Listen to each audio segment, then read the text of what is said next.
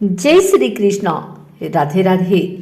आइए सुनते हैं आज शनिवार के दिन शनिदेव और माँ लक्ष्मी की रोचक कथा।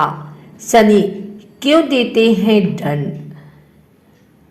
माँ लक्ष्मी और शनि का संवाद। एक बार लक्ष्मी जी ने शनिदेव से प्रश्न किया कि हे शनिदेव, मैं अपने प्रभाव से लोगों को धनवान बनाती हूँ और आप हैं कि उनका धन छीन कर भिखारी बना देते हैं। आखिर आप ऐसा क्यों करते हैं? लक्ष्मी जी का यह प्रश्न सुन शनिदेव ने उत्तर दिया, हे मातेश्वरी, इसमें मेरा कोई दोष नहीं। जो जीव स्वयं जानबूझकर अत्याचार व भ्रष्टाचार को आश्रय देते हैं और क्रूर व बुरे कर्म कर दूसरों को रुलाते तथा स्वयं हंसते हैं, उन्हें समय अनुसार दंड देने का कार्यभार परमात्मा ने मुझे सौंपा है। इसलिए मैं लोगों को उनके कर्मों के अनुसार दंड अवश्य देता हूँ। मैं उनसे भीख मंगवाता हूँ, उन्हें भयंकर रोगों से ग्रसित बनाकर खाट पर पड़े रहने को मजबूर कर देता हूँ। इस पर लक्ष्मी जी बोली, मैं आपकी बातों पर विश्वास नहीं करती। देखिए, मैं अभी एक निर्धन व्यक्ति को अपने प्रताप से धनवान व पुत्रवान बना देती हूँ। लक्ष्मी जी ने ज्यों ही ऐसा कहा, वह निर्धन व्यक्ति धनवान एवं पुत्रवान हो गया। तत्पश्चात लक्ष्मी जी बोली, अब आप अपना कार्य करें। तब शनिदेव ने उस पर अपनी दृष्टि डाली। तत्काल उस धनवान का गौरव व धन सब नष्ट हो गया। उसकी ऐसी दशा बन गई कि वह पहले वाली जगह पर आकर पुनः भीख मांगने लगा। यह देख लक्ष्मी जी चकित रह गई। वे शनिदेव से बोली कि इसका कारण मुझे विस्तार से बताएं।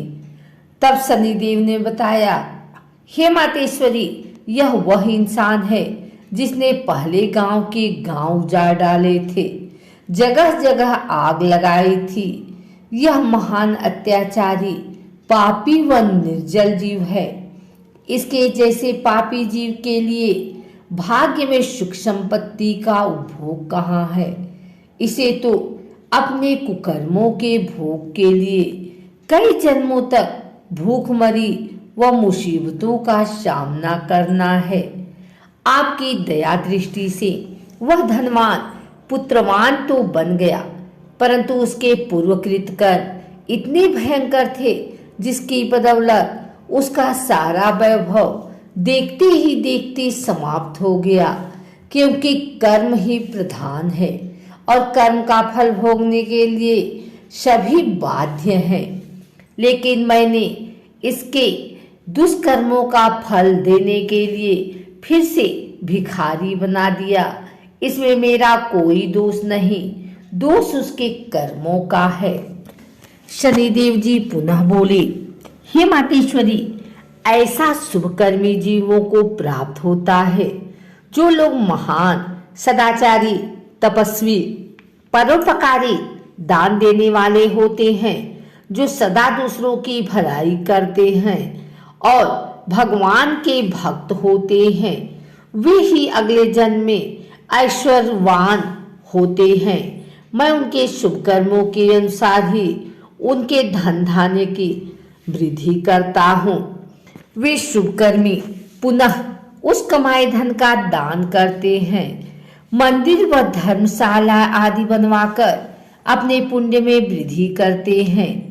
इस प्रकार वे कई जन्मों तक ऐश्वर्य भोगते हैं। हे मातेश्वरी, अनेक मनुष्य धन के लोभ में पड़कर ऐश्वर्य का जीवन जीने के लिए तरह तरह के गलत कर्म कर बैठते हैं, जिसका नतीजा यह निकलता है कि वे स्वयं अपने कई जन्म बिगाड़ लेते हैं। भले ही मनुष्य को अपना काम खाकर अपना जीवन यापन कर लेना चाहिए, लेकिन बुरे कर्म करने से पहले हर मनुष्य को यह सोच लेना चाहिए कि इसका परिणाम भी उसे खुद ही भोगना पड़ेगा। इस प्रकार शनिदेव के वचन सुनकर लक्ष्मी जी बहुत प्रसन्न हुई और बोली, हे शनिदेव, आप धन्य हैं। आपने आप पर बहुत बड़ी जिम्मेदारी सौंपी है। आपके इसी स्पष्टीकरण से मुझे कर्म विज्ञान की अनेक गूढ़ बातें समझ में आ गई हैं। ऐसा कहते हुए लक्ष्मी जी अंतर ध्यान हो गई।